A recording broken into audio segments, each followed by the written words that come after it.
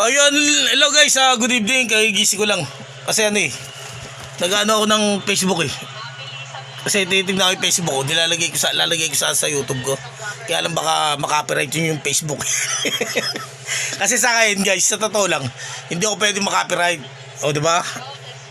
Kasi lahat ng sa akin, pwede may music eh. Hindi kagaya sa iba, diba? Yung mga ibang content creator. Wala eh, yun eh, may hinandating nung pag ano lang yun, nakikinig sila sa mga sabi-sabi. Sa akin guys, sa totoo lang, kung ano yung gusto ko, ako masusunod dahil gusto ko yun eh. O diba? Hindi naman po pwede yung gusto nila masunod. O diba?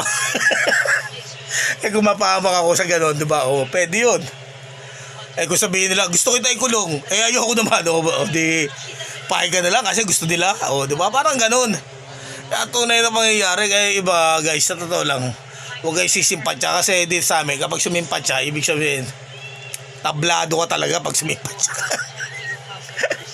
Kahit sino ka pa ka eh, sa totoo lang, kahit sabi mo artista ka pa, reporter ka pa, kahit ano ka pa eh, pag sinabi kong tablado ka sa akin, tablado ka sa akin. Kaya walang hinanakit yun. O diba? Hindi sila nakikinig eh. Pag umakyat, sumimpatya, tablado. Yan ang tunay na pangyayari. Dahil hindi payabangan dito eh. Paano to, palambutan ng ulo. Kapag malambot ang ulo mo, nakikinig ka, pwede.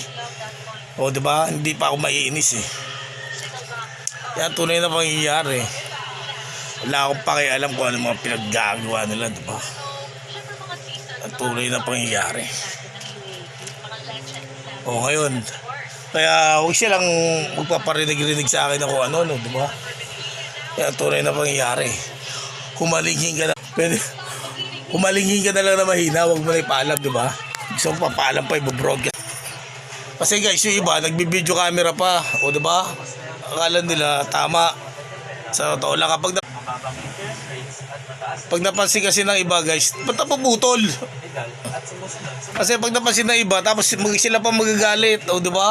Video camera pa, alam mo, magaganda eh, magaganda katawan eh. Kaya ako minsan ayoko na manood ng mga yung mga porn site guys. Sa totoo lang, nakasira sa kabataan ko eh. Talaga kasi kapag yan ang pinapanood mo, tapos may mga mas pa, hindi ako komportable. Mamaya itsura mo, nakakabwisit, nakakatawa, diba?